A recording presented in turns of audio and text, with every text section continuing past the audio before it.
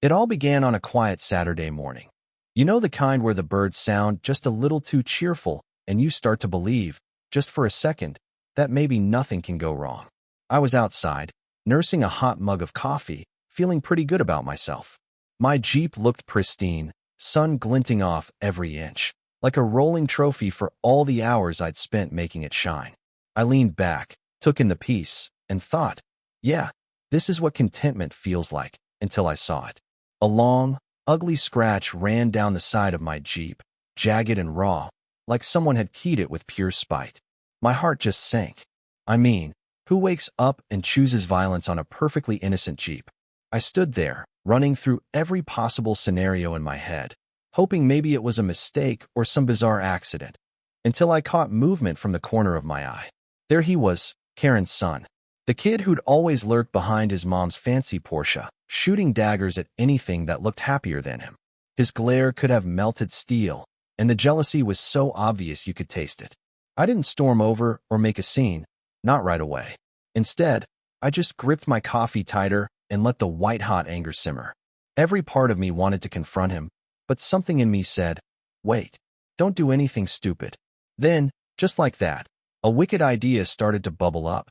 One of those thoughts that walks the line between genius and madness.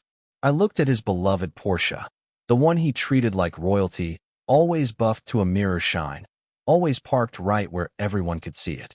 The irony was just too good. Here he was, so desperate for attention, taking it out on my Jeep, while his pride and joy sat out front, practically begging for karma to drop by. I told myself, if he wanted a rivalry, maybe I'd give him one. But I wasn't about to stoop to his level. I needed something smarter, something poetic, something he'd never forget. But, hey, let me back up for a second. That scratch wasn't just a scratch. It was a message. And not just to me.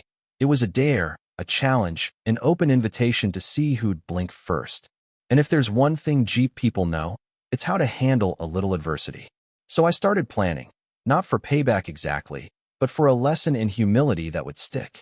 I spent the rest of the day turning it over in my mind, sketching out ideas in my head like some sort of low-stakes criminal mastermind. See, I wasn't about to do anything that'd get me arrested, but I wanted to make a point. I wanted him to feel just a taste of the embarrassment he'd tried to dish out. It had to be clever. It had to be public. And it had to be so perfectly executed that everyone would remember it.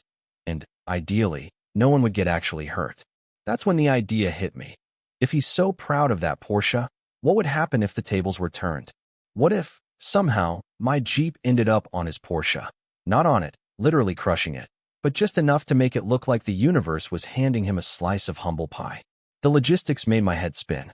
I mean, how do you pull off a prank like that without crossing the line into full-blown vandalism? Ramps? Ropes? Maybe enlist a friend who owed me a favor? It was all a little ridiculous, but the more I thought about it, the more I realized I had to do it. Not out of anger, but out of a twisted sense of justice. So I got to work, planning every detail, timing, angle, audience. I wanted a crowd. I wanted him caught off guard. And I wanted the moment to be burned into his memory. And I wanted to walk away knowing I'd done something memorable without actually hurting anyone or anything. I even practiced my poker face in the mirror, just in case he caught on early. The whole operation took on a life of its own. I looped in a friend who's both reliable and not above a little chaos for the right cause. We went over the plan again and again. How to nudge my Jeep just close enough for the perfect photo op. How to keep everything safe. How to keep Karen out of the drama. Night fell, the neighborhood tucked itself in, and the air felt electric. My Jeep waited in the driveway, patient and unassuming. The Porsche rolled up like clockwork, headlights sweeping across the street. Karen's son, swagger dialed up to 11, stepped out. Phone in hand, smile already on his face, certain he was untouchable. He didn't notice anything at first, just strutted toward the door like every other night. Then I rolled my Jeep forward, slow and theatrical, my friend guiding the wheels until we had it perched just so. The front bumper hovering right over the Porsche's gleaming hood. No contact, just close enough to look like a still from a comedy movie. For a heartbeat, nobody breathed. And then the whole street exploded. Curtains flew open, phones came out, neighbors gasped. Karen came storming out, her face flipping between outrage and disbelief, while her son just froze, jaw dropped, eyes wide, caught in the act of getting a taste of his own medicine. The air buzzed with whispers, stifled laughs, and that weird mix of judgment and admiration only a suburban crowd can deliver. Karen demanded answers, her voice cracking with frustration. I didn't gloat. I just stood my ground and said, I figured we'd keep things even. Nobody gets hurt. We all learn a little something. I didn't mention the scratch, but I didn't need to. Everyone knew. Even Karen's son, staring at the scene, understood the message written all over his Porsche's hood. Sometimes life bites back in ways you never see coming. I could feel the neighborhood holding its breath, waiting for someone to throw the first punch or break into tears. But instead, there was just this odd, suspended silence. Then a few neighbors started to laugh. A couple gave me a thumbs up, and Karen, for all her bluster, looked like she was trying not to smile. Even her son, once the king of the block, shuffled his feet and mumbled something about just a joke, like that would erase the mark he'd left on my Jeep. The next morning, the story had already grown legs. People who'd never spoken to me before stopped to ask about the Jeep and Porsche incident. I got a few high fives from folks I barely knew. The scratch was still there, of course, but now it felt like a badge, proof that I'd survived something ridiculous and come out ahead, at least in spirit. Later that week, Karen actually came over. She didn't apologize, not exactly, but she admitted her son had been acting out. She looked tired, not angry anymore, just resigned, and honestly, I respected that.